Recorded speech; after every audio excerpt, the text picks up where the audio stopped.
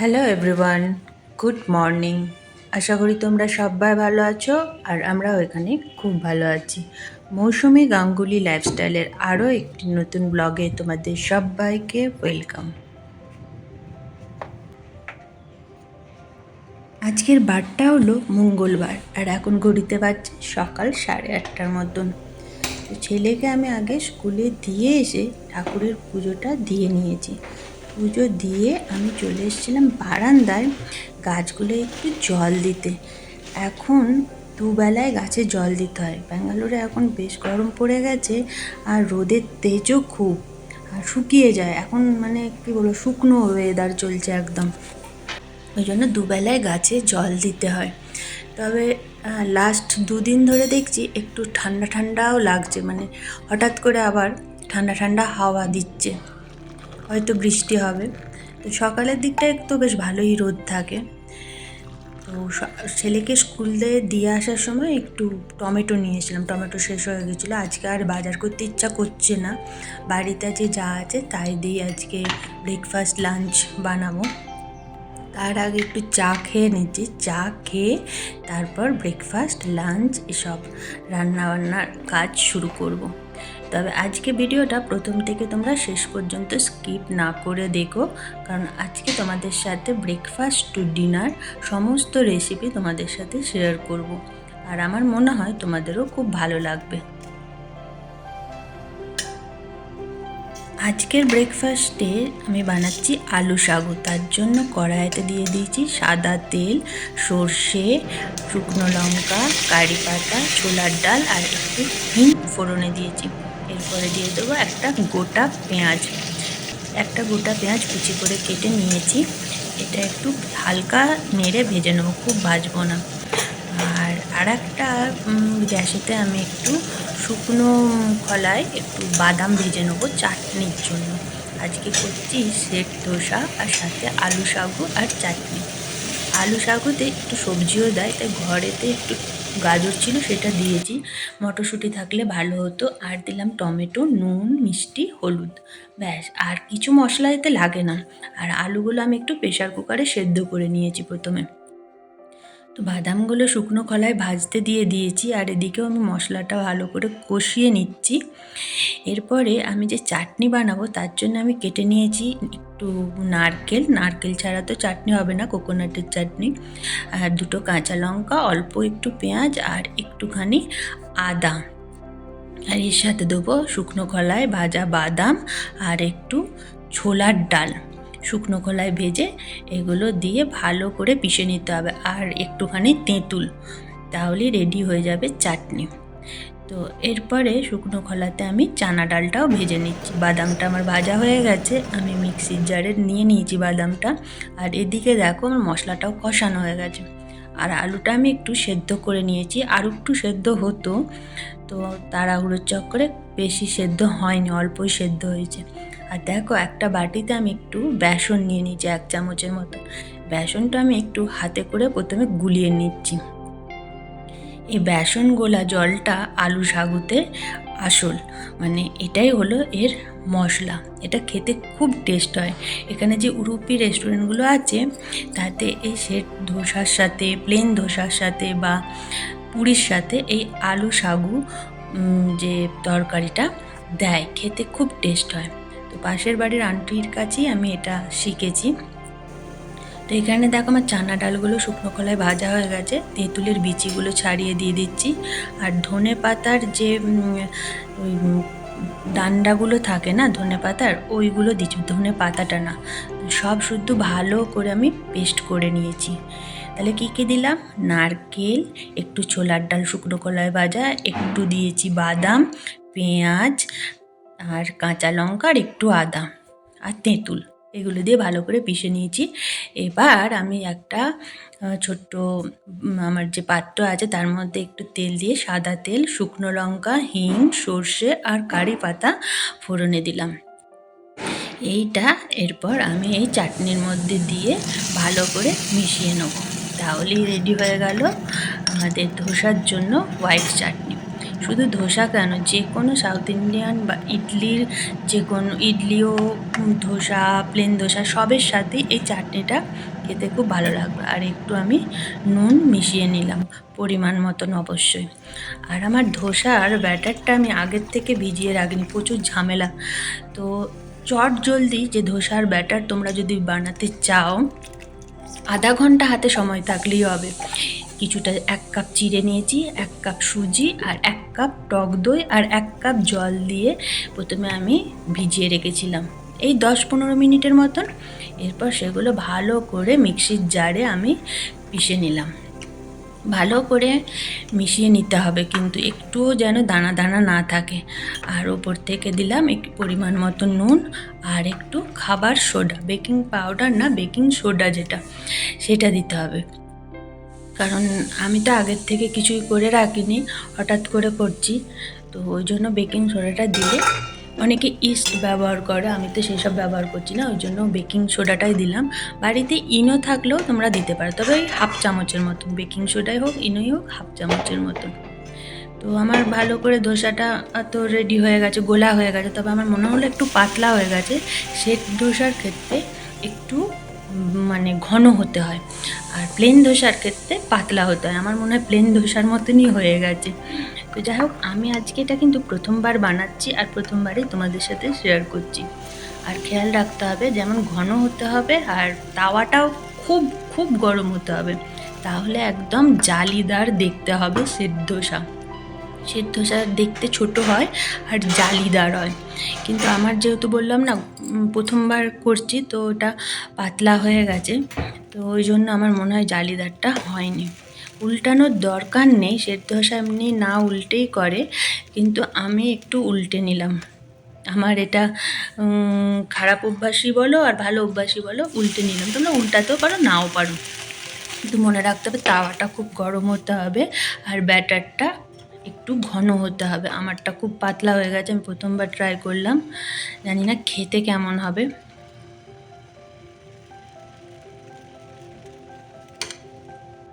আরেকবার বলে দিচ্ছি, ধোসার ব্যাটারটা বানানোর জন্য 1 কাপ চিড়ে, 1 কাপ টক দই আর 1 কাপ সুজি আর 1 কাপ জল দিয়ে একসাথে মিশিয়ে 10 মিনিটের মতন রাখলেই হবে। এই দেখো, এইটা একটু জালিদার দেখতে হয়েছে, তবে এর থেকেও কিন্তু সুন্দর দেখতে আমার দেখতে আজকে সুন্দর হয়নি। এটা খেতেও খুব টেস্টি হয়। এখন গাঙ্গুলিকে দেবো ব্রেকফাস্ট, তো 9টা বাজছে এখন।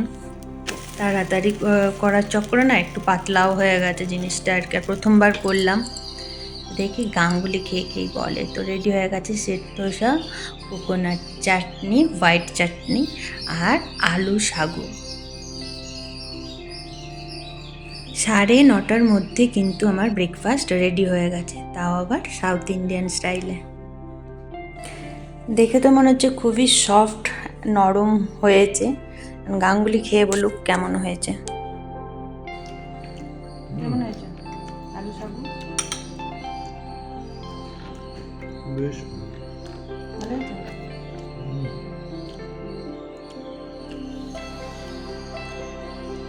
সেট ধোসা কিন্তু খুব সফট আর নরম হয়, মচমচে কুরকুরে ভাবটা আসে না।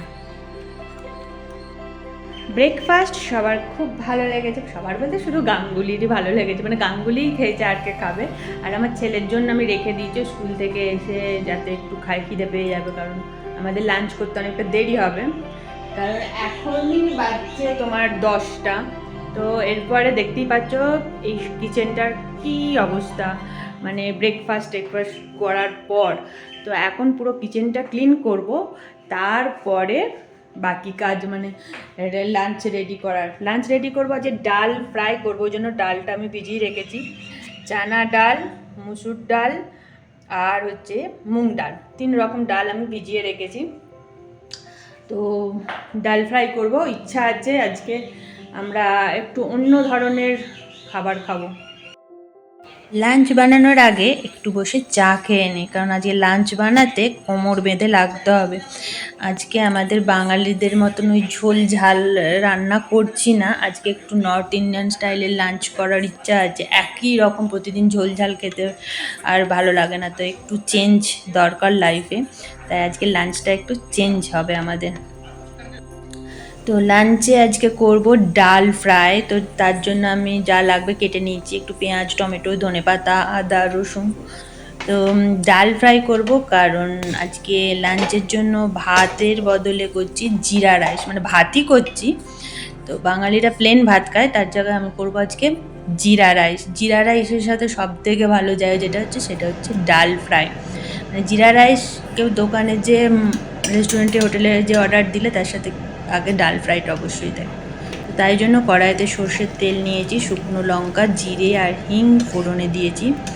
আর 3 রকম ডাল তো আমি আগেই দেখেছি, সেগুলো সেদ্ধ করে নিয়েছি। আর এদিকে পেঁয়াজ কুচিটাও দিয়ে দিলাম, একটা পেঁয়াজ কুচি কুচি করে কেটে নিয়েছি, এবার ওগুলো ভেজে নেব। এর মধ্যে দেবো আদা রসুনের পেস্ট, আমি একটু থেঁতে করে নিয়েছি, পেস্ট করার সময় ছিল না। আর একটা টমেটো কুচি, একটু ভালো করে আগে মিশিয়ে নেবো এটা, একটু নুন, মিষ্টি, হলুদ দিয়ে। আর মশলার মধ্যে এতে লাগবে শুধু হচ্ছে একটু শুকনো লঙ্কার গুঁড়ো। ডাল ফ্রাই শুকনো লঙ্কার গুঁড়োটা বেশি ব্যবহার করে কোনো ধাবাতে, তুমি যদি খেতে যাও তো দেবে ডাল ফ্রাই শুকনো লঙ্কার কাশ্মীরি লঙ্কা গুঁড়ো দুটোই দেয়, কিন্তু আমি খুব অল্প দেবো যেহেতু বাড়িতে করছি আর আমি হালকার ওপরে করতে চাইছি, ওই জন্য অল্প একটু হাফ চামচের মতন শুকনো লঙ্কার গুঁড়ো দেবো আর 1 চামচ জিরে গুঁড়ো দেবো। এই হলো মশলা। আর শেষে নামাবার আগে একটু গরম মশলা আর ঘি দিয়ে 1 চামচের মতন ঘি দিয়ে নামাতে হবে, তাহলেই রেডি হয়ে যাবে ডাল ফ্রাই। আর ডাল ফ্রাইটা খেতে কিন্তু অসাধারণ লাগে, আমি যেভাবে বললাম ঠিক সেভাবেই করো, দেখবে অসাধারণ লাগে ডাল ফ্রাইটা খেতে। আর আমি এই মশলার সাথে একটু ধনেপাতাও দিয়ে দিলাম, কারণ ধনেপাতাটা মশলার সাথে কষালে ধনেপাতার যে ফ্লেভারটা আরও ভালো আসে। তো সব মশলা কষিয়ে আমি দেখতেই পাচ্ছ ডালটা দিয়ে দিয়েছি, এবার পরিমাণ মতো জল দেবো, তবে একবারে ট্যালট্যালে পাতলা ডাল হচ্ছে না, এটা একটু ঘন ঘন হবে, তাই জলটা ভেবে চিনতে দিও। আর ওপর থেকে আর একটু গার্নিশের জন্য ধনেপাতা ছড়িয়ে দিলাম। এরপর দিয়ে দিলাম পরিমাণ মতো নুন, গরম মশলা গুঁড়োও দিয়ে দিলাম। এবার ভালো করে মিশিয়ে নেব, তারপর ডালটা ফুটলে ঘি দিয়ে নামিয়ে নেব। একবার এইভাবে ডাল ফ্রাই করে দেখো, বাড়িতে এমনি ভাত দিয়েও খেতে ভালো লাগবে, বাড়িতে রুটি দিয়ে খেতেও ভালো লাগবে। হাতে যদি সময় না থাকে এইভাবে ডাল ফ্রাই করে তোমরা রুটি ভাত যে কোনো, মানে আর কিচ্ছু লাগবে না, একটু পাঁপড় ভেজে নিতে পারো, আর কিচ্ছু লাগে না খেতে।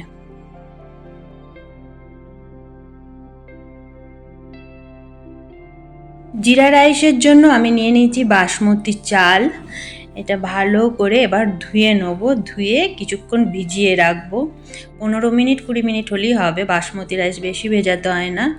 আর আমি একটু পনির করব, শুধু ভেবেছিলাম চানা করব, কারণ চানাটা জিরা রাইসের সাথে ডাল ফ্রাইয়ের সাথে ভালো যায়, শুধু চানাটা আমি ভাবলাম করবো না, বাড়িতে পনির আনাই ছিল, তো একটু পনিরও কিউব করে কেটে নিয়েছি। তো পনিরের সাথে আলুও দেবো, তো পনিরগুলো ভেজে তুলে ওই কড়াইতেই আলুগুলো ভেজে নিচ্ছি, আমি রান্নাটা কিন্তু সর্ষের তেলে করছি।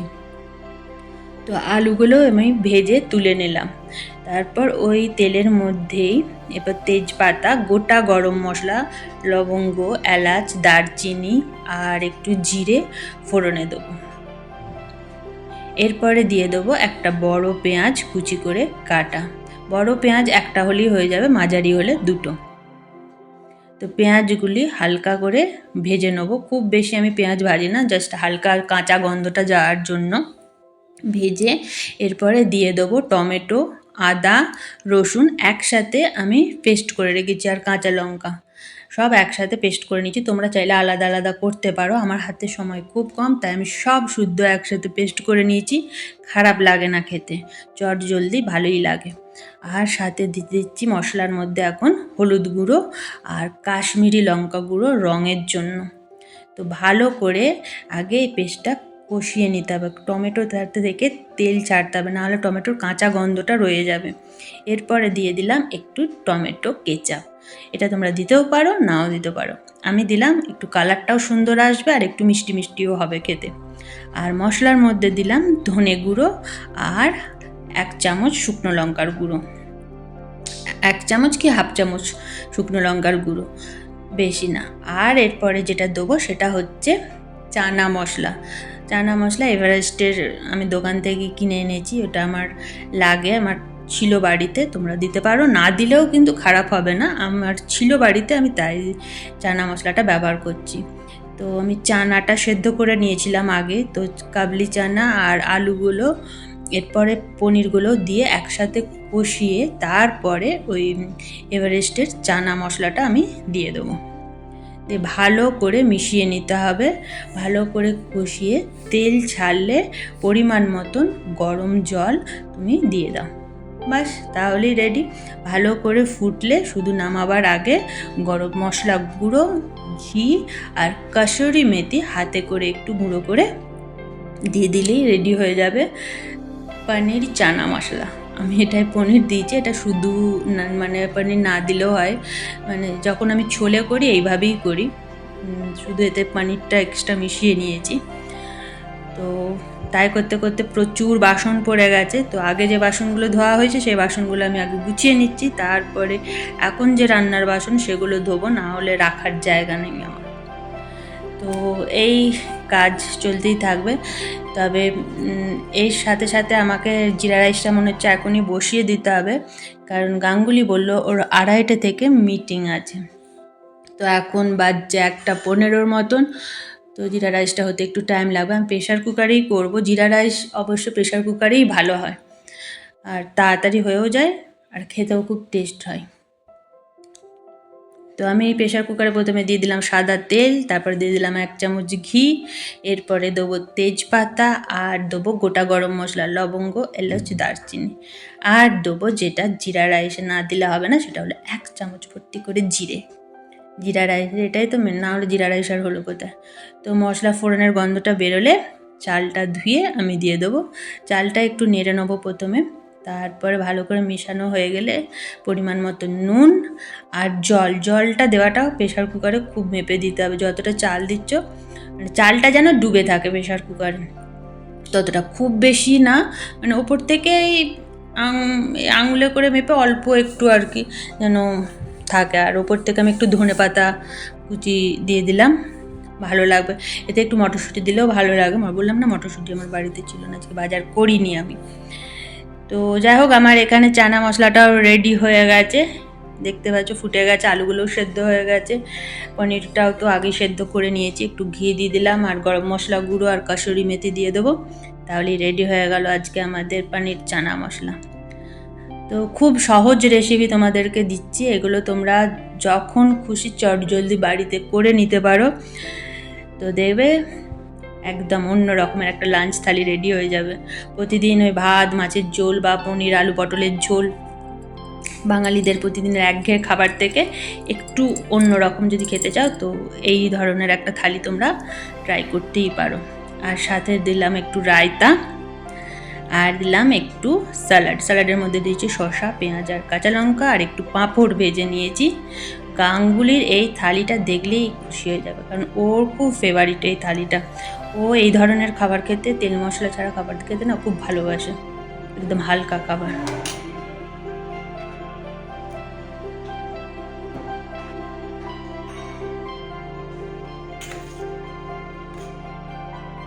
খেতে দিয়ে দিয়েছি, এখন বাজছে দুটো। দেখো 2টোর মধ্যে আমার লাঞ্চও রেডি হয়ে গেছে, ওর 2:30 থেকে মিটিং আছে। তো একদম দুপুর 2টোর সময় আমি খেতে দিয়ে দিলাম। ও তো থালিটা দেখেই বলছে আজকে কী রে বাবা এত কিছু তুমি করছো। বললাম তোমার জন্য, তার জন্য কি আর আলাদা কোনো বিশেষ দিন লাগে, এমনিই করলাম আলাদা রকম একটু লাঞ্চ।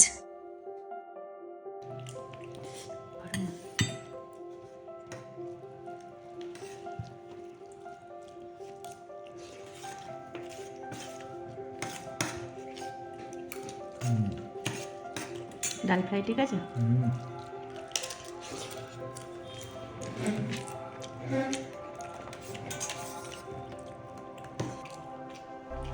রাইসটা ঠিক আছে, জিরা রাইস।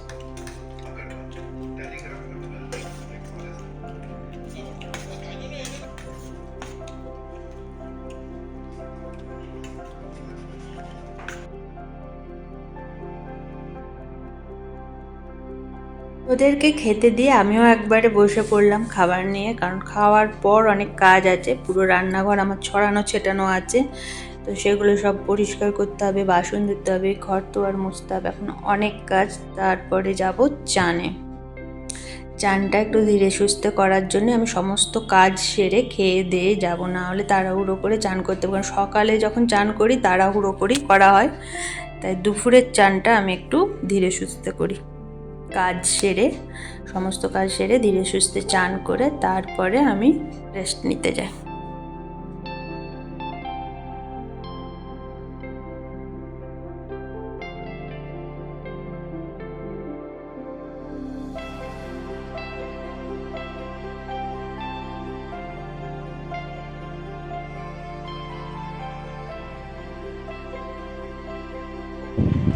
এখন বাজছে বিকেল 6টা, আর আমি চলে এসেছি ছাদে।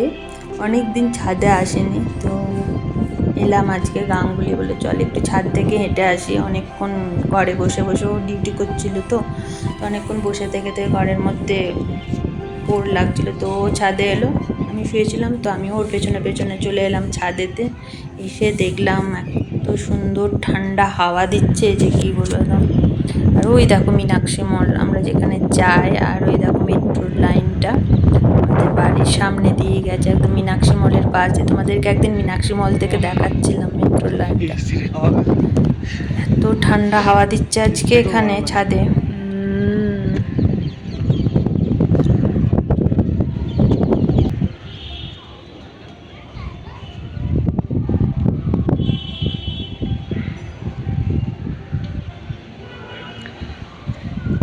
ঠান্ডা হাওয়াটা কাঁপুনি ধরিয়ে দিচ্ছে।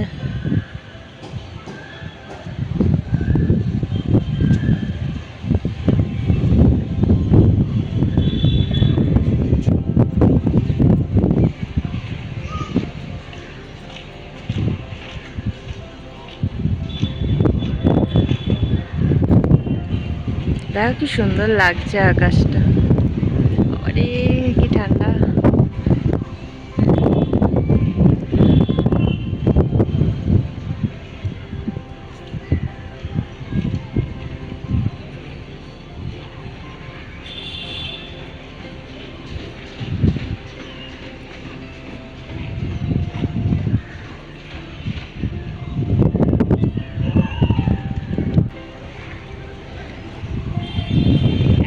তো এখানে ছাদে ঠান্ডা হাওয়া চলছে, একদম কাঁপুনি ধরে দিচ্ছে, ভীষণ ঠান্ডা লাগছে।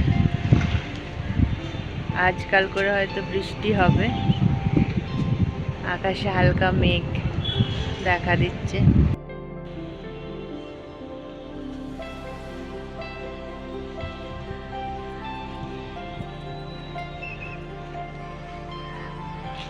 এগুলো চিল তো গাঙ্গুলি, বাবা কতগুলো চিল।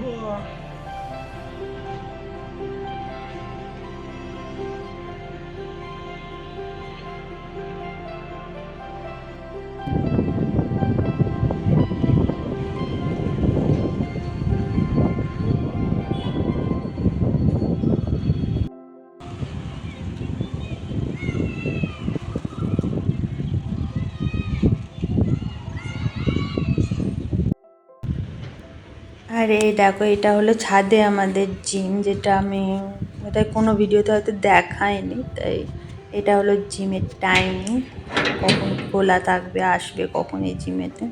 আমি আগে আসতাম, মানে লকডাউনটার সময় তো বাইরে বেরোনো বন্ধ ছিল, তখন আমি এই জিমেতে আসতাম। এখন তো হাঁটতে যাই রাস্তায়, আর জিমে আসা হয় না। অনেকে আসে, আমি তো আসি না। ওই লকডাউনের সময় আসতাম। মোটামুটি সবই আছে যা যা দরকার।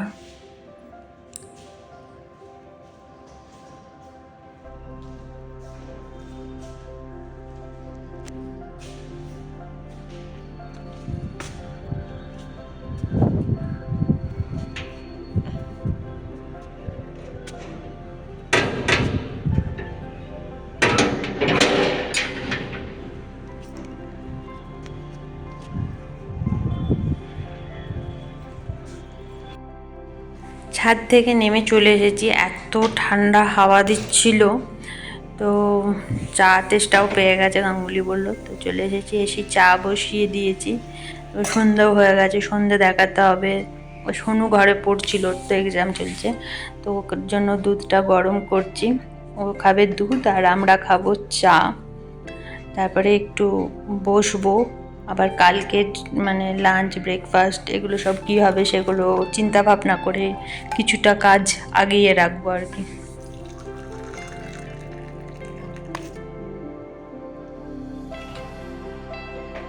এখন বাজে সন্ধে 8টা। তো আমি আটাটা মেখে নিয়েছি, সন্ধে না, রাত 8টা। তো আটাটা মেখে কিছুক্ষণ রাখতে হবে, 9টার সময় আমরা ডিনার করি।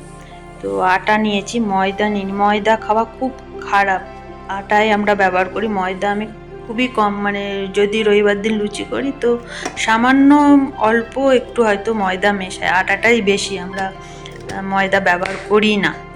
তো আটার মধ্যে আমি একটু নুন আর চিনি, তেল আর টক দই আর দুধ দিয়ে মাখলাম, জল দিইনি। কারণ আমি একটু তন্দুরি রুটি বা বাটার নান করে যেভাবে সেইভাবেই আটাটা মেখে রাখছি। কিন্তু আমি তন্দুরি রুটি করতে পারবো না, ইচ্ছা ছিল ওই রকমই করার। আটাটা ওইভাবেই মেখে রাখলাম।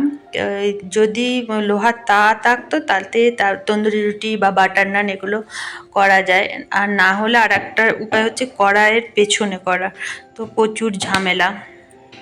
তো ওই জন্য আমি প্লেন রুটির মতনই করছি আর একটু ঘি মাখিয়ে নেবো। তো এখন 9টা বাজছে, আটাটা মেখে কিছুক্ষণ রেখে দিয়েছিলাম আর এখন করে নিচ্ছি, নরম হয়ে গেছে আটাটা। আর সবই রয়েছে ওবেলার, ওই পনির, চানা মশলা, ডাল ফ্রাই, একটু স্যালাড কেটে নিয়েছি। তো রাত্রের ডিনারের জন্য আজকের হচ্ছে এই ফুলকা যেটাকে বলে আর কি, আর চানা পনির, ডাল ফ্রাই আর স্যালাড। আর আটাটা আমি মাখলাম কী দিয়ে, টক দই, দুধ, আর প্রথমে যেমন ওই নুন, মিষ্টি, তেল এগুলো তো সবাই দেয়। তন্দুরি রুটি বা বাটার নান যাই করো, বা বাটুরে যেটা করো, তাতেও ওই টক দই আর দুধ দিয়ে মাখতে হয়, উষ্ণ গরম দুধ দিয়ে, জল ব্যবহার করে না। এই দেখো রুটিগুলো করে আমি একটু ঘি মাখিয়ে নিলাম। এটাও খেতে কিন্তু খুব ভালো লাগে আর একদম নরম সফট রুটি হয় আর কি। আমার ছেলে খেতে খুব ভালোবাসে, আমার ছেলে একদম শক্ত রুটি খেতে পারে না, আর আমিও শুধু রুটি খেতে পারি না, নয় ঘি মাখিয়ে খাই, না হলে ঘিয়েতে ভেজে খাই। তো এই হলো আজকে আমাদের ডিনার। তো খেতে দিয়েছে 9টা থেকে 9:30টার মধ্যে ডিনারটা করে নেওয়া খুব দরকার। আর ব্রেকফাস্টও 9টা থেকে 9:30টার মধ্যে, মানে ব্রেকফাস্টটা একদম স্কিপ করা উচিত না। তো যাই হোক, আজকে তোমাদের সাথে ডিনার, ব্রেকফাস্ট, লাঞ্চ সবই আমি রেসিপি শেয়ার করেছি।